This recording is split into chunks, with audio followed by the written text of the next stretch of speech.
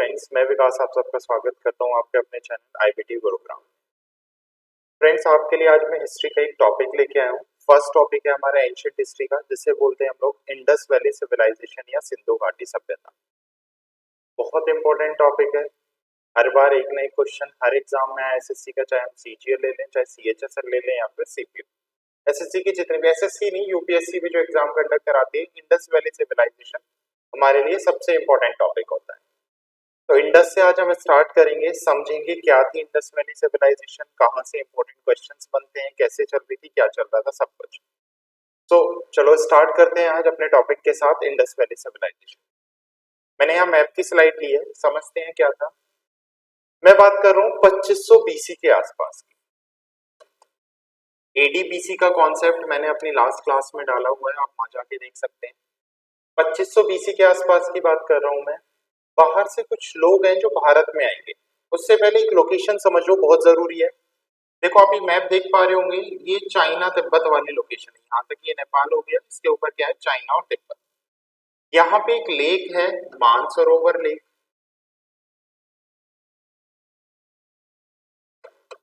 या मानसरोवर झील।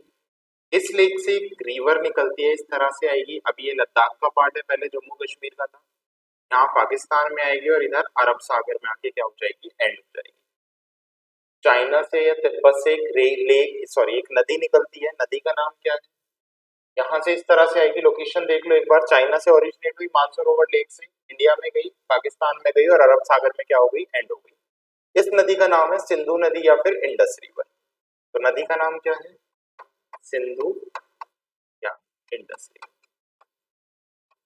बहुत पुरानी नदी है, काफी टाइम से नदी बह रही है। तो आज भी बहती है और पहले भी बहती थी, क्योंकि मैं पहले की बात कर रहा हूँ तो उसी के अकॉर्डिंग लेके चलूंगा। तो 2500 के आसपास भारत में एक नदी बहती थी। नदी का नाम था सिंधु नदी। बाहर से कुछ लोग आए, इस सिंधु नदी के चारों तरफ इस तरह से आके बस गए। मैंने कहा बाहर से कुछ लोग आए, सिंधु नदी के चारों तरफ आके बस गए। इस तरह से यहाँ पे उन लोगों ने रहना सहना स्टार्ट किया और यहीं से हमारा फर्स्ट टॉपिक निकल के आया, इंडस वैली सिविलाइजेशन। क्या थी इंडस वैली सिविलाइजेशन? सिंधु नदी के आसपास बाहर से 2500 के आसपास कुछ लोग आएंगे, सिंधु नदी के चारों तरफ रहना स्टार्ट कर देंगे और अपनी सिविलाइजेशन शुरू कर देंगे। यहाँ पे नहीं दिख रहा है, यहाँ पे लिख देता हूँ। और क्या स्टार्ट कर देंगे, अपनी सिविलाइजेशन या सभ्यता।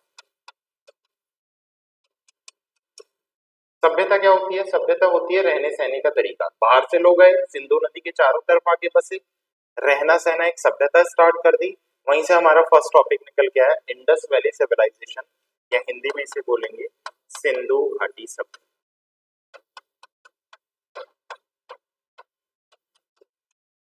कब आए थे ये लोग? लगभग 2500 बीसी के आसपास भारत में आए थे।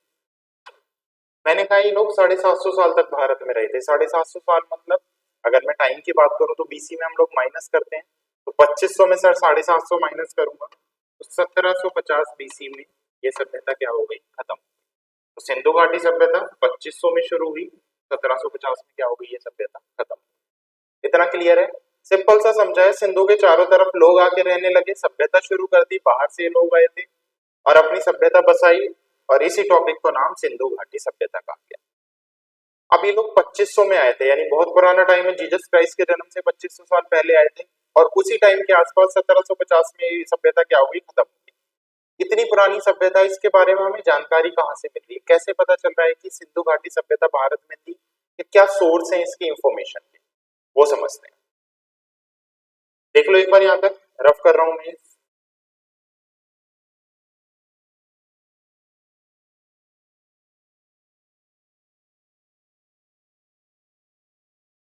यहाँ से रिवर है, यहाँ पे ये लोग रह रहे हैं इस तरह। अब सबसे पहले बात करते हैं इसके डिस्कवर की। डिस्कवर या फिर खोज। यहाँ पे मैं एक पर्सन का नाम लिख रहा हूँ। पर्सन का नाम है यहाँ पे दयाराम साहनी।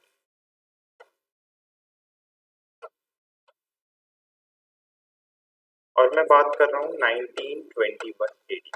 समझो इसे क्या है, 1921 एडी, आजादी से कुछ टाइम पहले की बात है एडी की। एक पर्सन थे दयाराम साहनी। कौन थे Dayaram Sahni? Archaeological department of India से थे। आर्कोलॉजिकल डिपार्टमेंट मतलब पुरातन तत्व विभाग। पुरातन तत्व विभाग या आर्कोलॉजिकल डिपार्टमेंट का काम होता है पुरानी चीजों की खोज करना।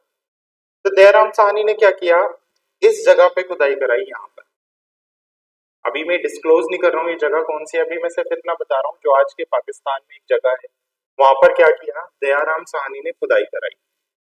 माना दयाराम साहनी आर्कोलॉजिकल डिपार्टमेंट से है, बट इसका मतलब ये थोड़ी कहीं भी खुदाई कराई। कुछ तो वहां पे ऐसा प्रूफ हो गया, कुछ तो ऐसा लगता होगा आर्कोलॉजिकल डिपार्टमेंट को कि यहाँ पे खुदाई करानी चाहिए। ये वाली जो लोकेशन है यहाँ पे सदियों से मतलब काफी सालों से यहाँ के गांव के आसपास के लोग क्या करते थे, जब उन्हें जरूरत होती थी जमीन की खुदाई करते थे और जमीन से क्या निकालते थे, ईंटें निकालते थे। जमीन से ईंटें निकलना नॉर्मल बात तो है नहीं। जब ये बात आर्कोलॉजिकल डिपार्टमेंट को पता चलेगी तो वो दयाराम साहनी को भेजेंगे यहाँ पे चेक करने के लिए, और दयाराम साहनी क्या कराएंगे, इस जगह पे खुदाई कराएंगे। जब वो इस जगह पे खुदाई कराते हैं तो खुदाई में क्या मिलता है उन्हें, पूरा शहर बसा हुआ मिलता है। और यहीं से हमें फर्स्ट टाइम पता चलता है किसके बारे में, इंडस वैली सिविलाइजेशन या फिर सिंधु घाटी सभ्यता के बारे में। तो who discover Indus valley civilization? Dayaram Sahni.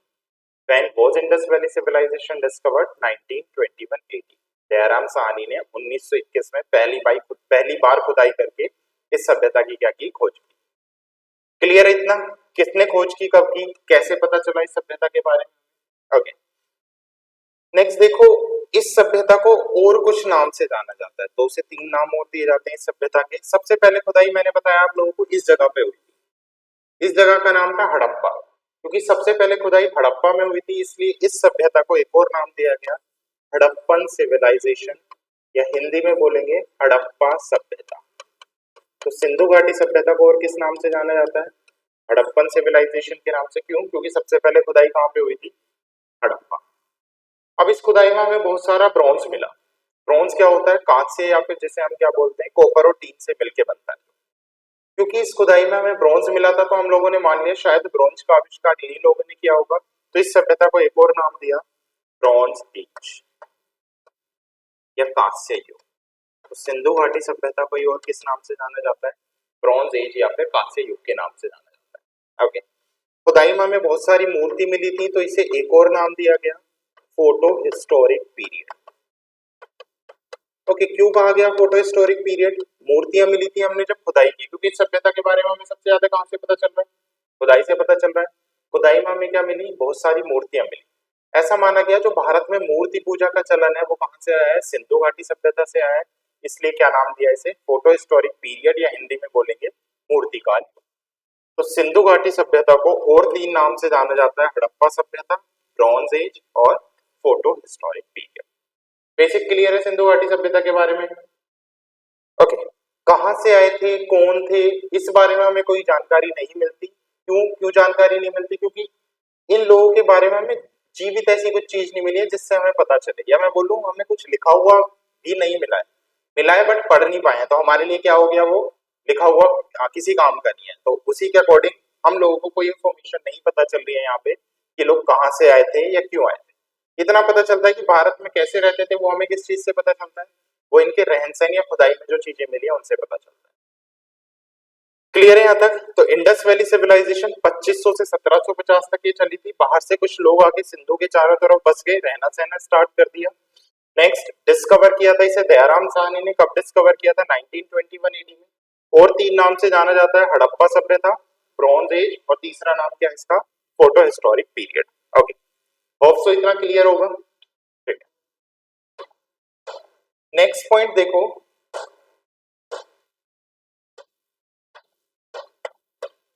Next देखो, अब इस सभ्यता में ऐसा क्या था जो इस सभ्यता को बिल्कुल अलग बनाता है। हम पढ़ रहे हैं तो मतलब इंपॉर्टेंट होगा, इतिहास में क्या पढ़ रहे हैं, जो चीजें फेमस होती है इंपॉर्टेंट होती है वही पढ़ रहे हैं।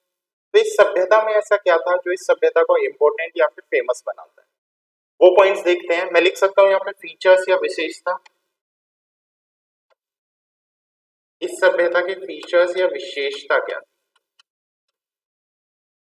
फीचर्स की अगर मैं बात करूं तो सबसे पहले हमें खुदाई में मिले यहाँ पे मॉडर्न टॉयलेट, जो आजकल हम इंग्लिश टॉयलेट या आधुनिक शौचालय का हम इस्तेमाल करते हैं, वो ये लोग 4500 साल पहले करते थे। तो कितने डेवलप लोग थे, आज के टाइम से भी ज्यादा डेवलप लोग थे, उस टाइम पे मॉडर्न टॉयलेट का यूज कर रहे हैं, जबकि टॉयलेट का कॉन्सेप्ट ही नहीं था उस टाइम पे। तो मॉडर्न टॉयलेट यूज करते थे। उसके अलावा इनके टाइम पे स्विमिंग पूल भी होता था।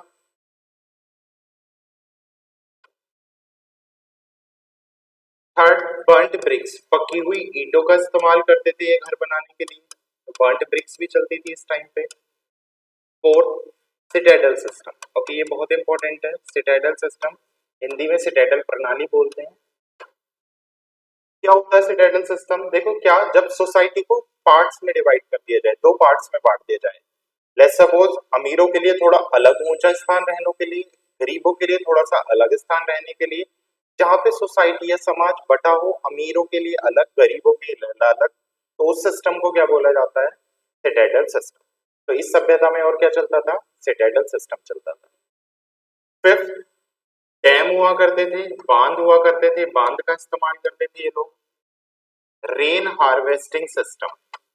रेन हार्वेस्टिंग, रेन मतलब बारिश, हार्वेस्टिंग मतलब इकट्ठा करना, मतलब बारिश के पानी को इकट्ठा करके उसका इस्तेमाल करने की भी टेक्निक्स थी इन लोगों के पास। तो देखा कितने डेवलप लोग थे। नेक्स्ट अगर मैं बात करूं, उसके अलावा और क्या था? Well drainage system.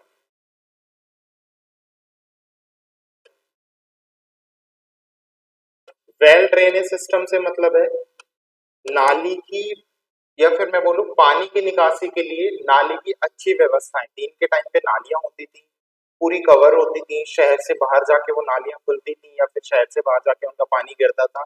तो नालियों की भी पूरी अच्छी तरीके से क्या थी? व्यवस्था थी, या सीवरेज सिस्टम भी हम इसे बोल सकते हैं। तो ड्रेनेज सिस्टम था। उसके अलावा और क्या चल रहा था इन लोगों के टाइम पे? Well planned cities.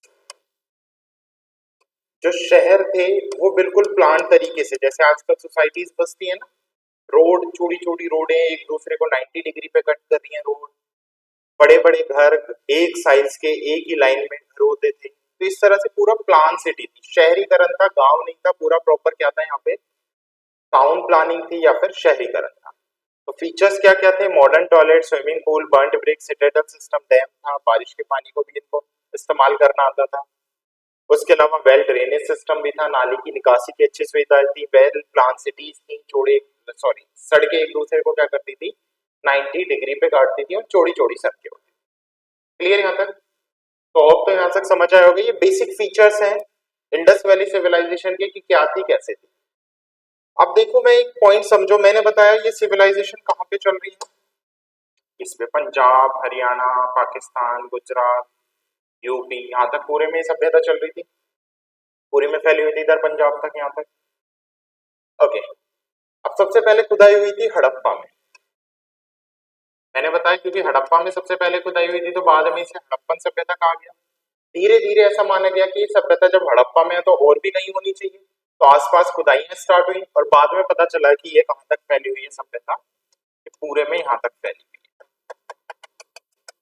तो अब हमें क्या पढ़ना है? सबसे इंपॉर्टेंट पॉइंट, ये सबसे इंपॉर्टेंट टॉपिक इस सभ्यता का, जिसे हम बोलते हैं साइट्स। इस सभ्यता की साइट्स की ये कहाँ कहाँ तक फैली हुई थी बेसिकली, तो वहां से जो इंपॉर्टेंट पॉइंट्स निकलेंगे वो हम देखेंगे। तो मैं स्लाइड लगा देता हूँ साइट्स की।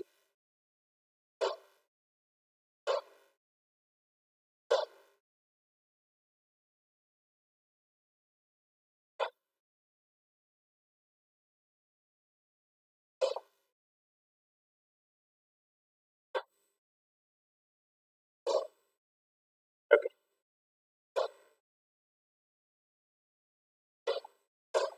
ये देखो कुछ इंपॉर्टेंट साइट्स हैं जो इस सभ्यता की हमें पढ़नी है।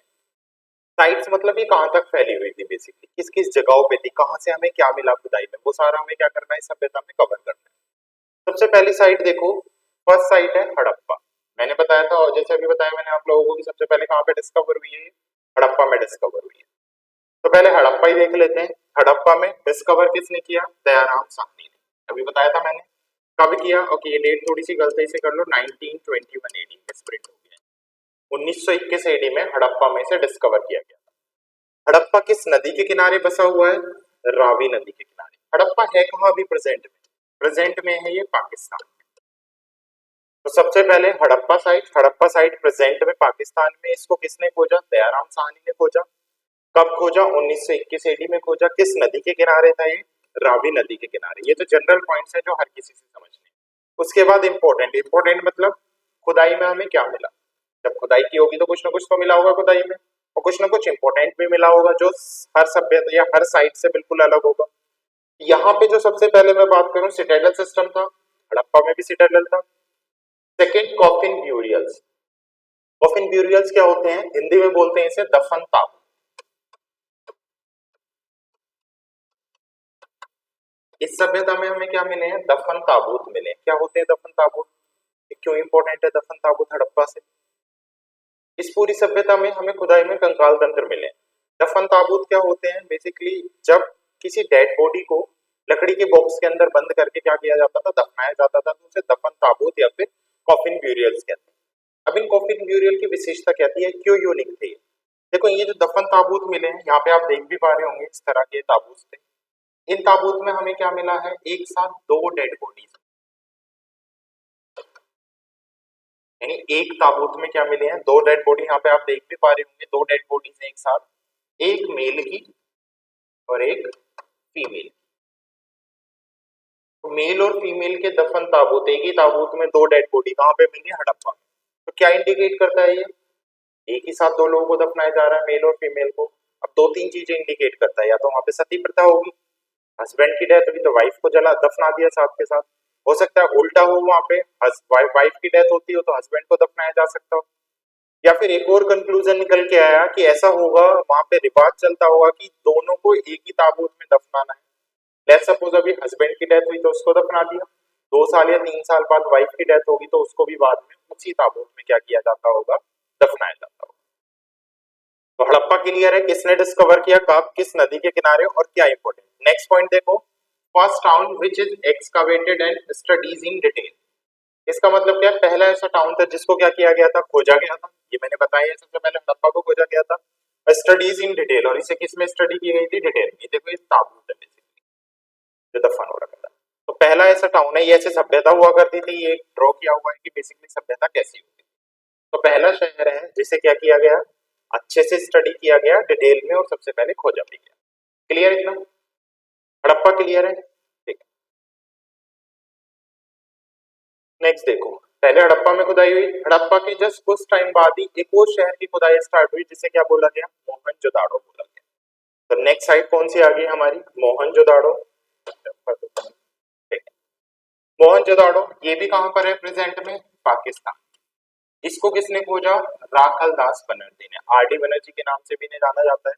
अगले ही साल मैंने बताया 1922 में से डिस्कवर किया गया था। किस नदी के किनारे से खोजा गया, इसे खोजा गया इंडस नदी के किनारे। ये किस नदी के किनारे बसा हुआ है मोहनजोदाड़ो, इंडस नदी के किनारे। अब यहाँ से इंपॉर्टेंट, यहाँ से बहुत कुछ हमें इंपॉर्टेंट मिला है।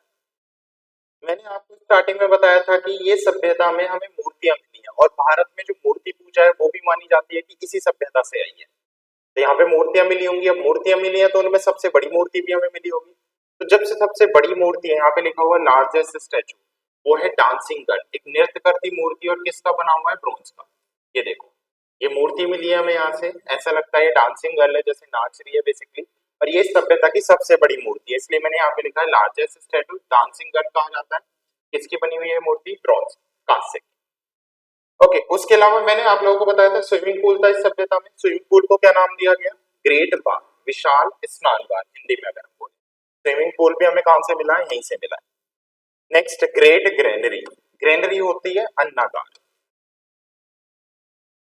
खुदाई में हमें बहुत बड़े बड़े गोडाउन्स मिले हैं सभ्यता में, तो जो सबसे बड़ा गोडाउन है, ग्रेट ग्रेनरी जिसे कहा गया, वो हमें कहां पे मिला है, वो भी हमें मिला है मोहनजोदाड़ो में। ओके, एक मूर्ति मिली है टेराकोटा की बनी हुई, बियर्ड मैन की। देखो इस तरह से इसकी दाढ़ी है, बियर्ड मैन की मूर्ति। बुलशील, बुलशील मतलब बैल जो है उसकी सील्स मिली है, मूर्तियां मिली है।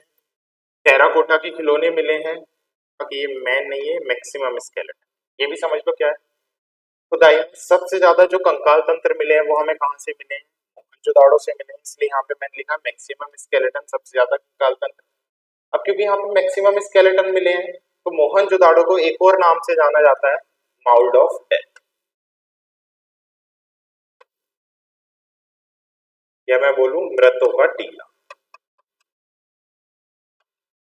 तो मोहनजोदाड़ो को माउल्ड ऑफ डेथ या मृतों का टीला भी कहा जाता है। क्यों कहा जाता है, क्योंकि खुदाई में सबसे ज्यादा कंकाल तंत्र में कहां पे मिले हैं, मोहनजोदाड़ो। क्लियर? ओके, उसके अलावा अ पीस ऑफ वून, वून मतलब होता है बुने हुए कपड़े का टुकड़ा। हमें कपड़े का टुकड़ा मिला है, बुने हुए कपड़े का टुकड़ा, जो इंडिकेट करता है कि इन लोगों को क्या आती थी, बुनाई भी आती थी। तो इस टाइम पे क्या होगा, धागा या फिर ऊन भी होगा। एक छोटा सा टुकड़ा मिला है कपड़े का, जिसे क्या कहा जाता है, बुने हुए कपड़े का टुकड़ा।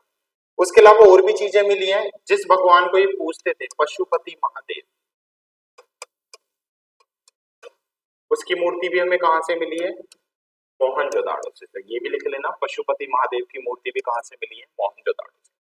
तो मोहनजोदाड़ो 1922 में राखलदास बनर्जी ने सिंधु नदी के किनारे इसे डिस्कवर किया। ये इसके फीचर्स थे इस सभ्यता के या इस साइट के स्पेसिफिक। क्लियर यहां तक? ठीक है, नेक्स्ट साइट की ओर चलते हैं। ओके, चंदहुदड़ो, ये भी एक जगह है, ये भी प्रेजेंट में कहां पर है, पाकिस्तान में। चंदहुदड़ो भी एक जगह है, प्रेजेंट में कहां पर है, चंदहुदड़ो पाकिस्तान में है ये भी। इसको डिस्कवर किया था गोपाल मजूमदार ने 1931-32 में, सिंधु नदी के किनारे ये भी क्या है, बसा हुआ है। अब यहाँ से इंपॉर्टेंट क्या है, मेकअप। जो मेकअप का सामान है वो कहां से मिला है हमें, देखो ये कंघी है, उस टाइम की बनी हुई कंघी, तो ये लोग कंघियों का भी इस्तेमाल करते थे। लिपस्टिक मिली है हमें, ब्लैक आईलाइनर मिला है हमें। उसके अलावा बैट मेकिंग फैक्ट्री, ये ब्रेड नहीं है, बैट है, मन के बनाने की जो मशीन है वो मिली है हमें। तो चंदहुदड़ो पाकिस्तान में है, गोपाल मजूमदार ने इसे डिस्कवर किया था 1931-32 में, सिंधु नदी के किनारे। मेकअप का सामान कौन भी यहाँ से मिला है, लिपस्टिक, आईलाइनर और मन के बनाने की जो फैक्ट्री ऐसा माना जाता है वो भी कहाँ पे थी, यहीं पे, bat making. Clear Chanhudaro? Next side देखो, रोपड़। रोपड़ को योगा दत्त ने 1953 में क्या किया था, डिस्कवर किया था। ये रोपड़ कहां पर है, ये है पंजाब, देख लेना यहाँ पे, पंजाब में। योगा दत्त ने 1953 में किस नदी के किनारे यहाँ पे इसे डिस्कवर किया गया, सतलुज नदी के किनारे से डिस्कवर किया गया। यहाँ पे क्या इंपॉर्टेंट मिला है, ओके आप देख पा रहे होंगे, यहाँ पे देख लो, दिख रहा होगा, buried of dog with man. हमें क्या मिली है, कब्र मिली है। उस कब्र में क्या है, आदमी के साथ किसका कंकाल तंत्र मिला है हमें, डॉग का। तो बहुत बार पूछा जाता है आदमी के साथ डॉग का ब्यूरियल या कंकाल तंत्र हमें कहां पे मिला है, किस साइट में मिला है, रोपड़ पंजाब में मिला है। यानी यहाँ तक आदमी है, उसके साथ क्या है, कुत्ते का कंकाल तंत्र, दोनों को साथ दफनाया गया ऐसा माना जाता है। अब क्या थ्योरी है इसके पीछे कुछ क्लियर नहीं होता है, बट मिला है।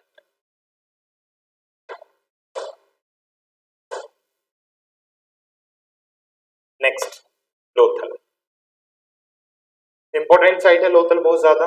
कहां पे मिली है, गुजरात में मिली है। किसने डिस्कवर किया इसे, ये गुजरात में है लोथल बेसिकली, रंगनाथ राव ने।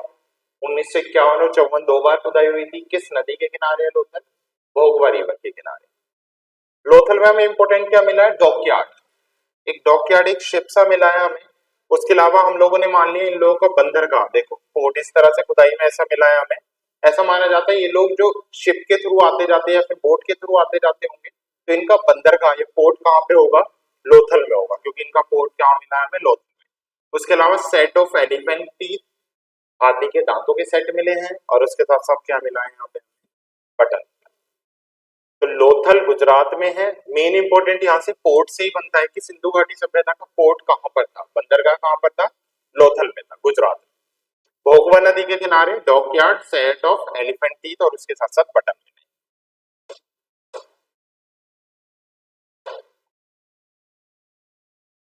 नेक्स्ट, कालीबंगन। कालीबंगन है राजस्थान में।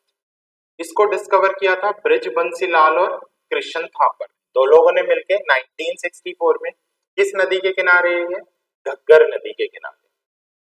तो कालीबंगन, ब्रिज बंसीलाल, कृष्ण थापर ने 1964 में घग्गर नदी के किनारे। यहां से इंपॉर्टेंट क्या मिला है, ब्लैक बेंगल्स। अब देख पा रहे होंगे, ब्लैक बेंगल्स जली हुई चूड़ियां या काली चूड़ियां। उसके अलावा शिवालिंगम यहाँ से हमें मिला है, कैमल के यहाँ से क्या मिले हैं हमें बेसिकली, हाँ हड्डियां या फिर अवशेष मिले हैं।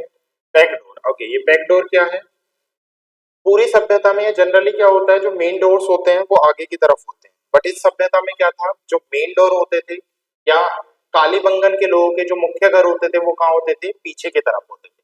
तो शायद सेफ्टी पर्पज से इन लोगों ने क्या किया हुआ था, घरों को पीछे की तरफ मेन डोर बनाए हुए थे। तो जो डोर होते थे, गेट होते थे, वो पीछे की तरफ होते थे, ना कि मेन डोर की तरफ।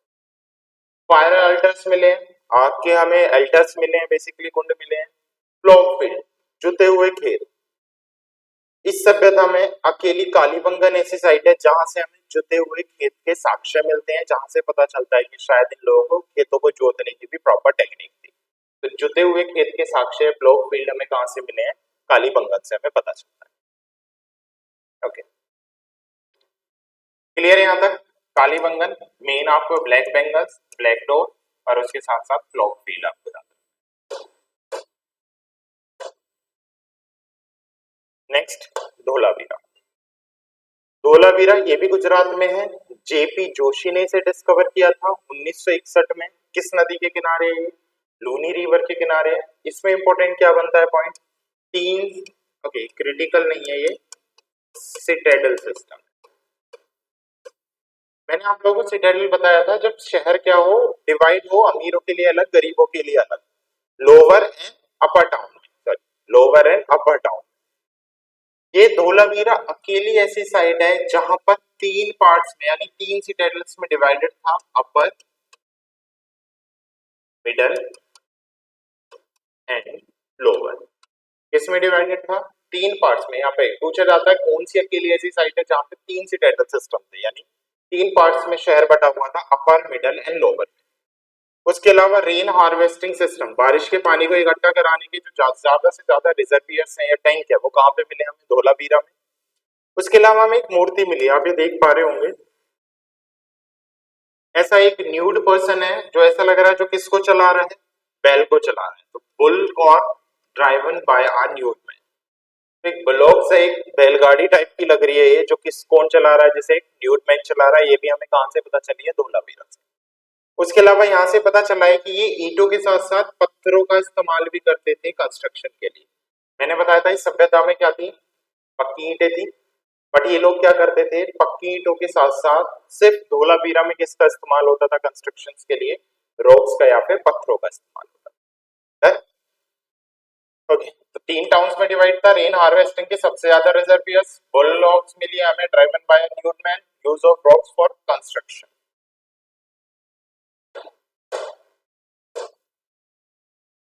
राखी,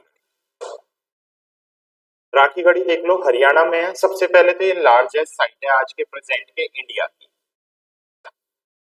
मतलब जितनी भी हमने साइट्स पढ़ी हैं भारत के अंदर, उनमें सबसे बड़ी राखी गढ़ी है और ओवरऑल है मोहनजोदाड़ो। अमरेंद्र दास ने 1997 में खुदाई चालू की थी।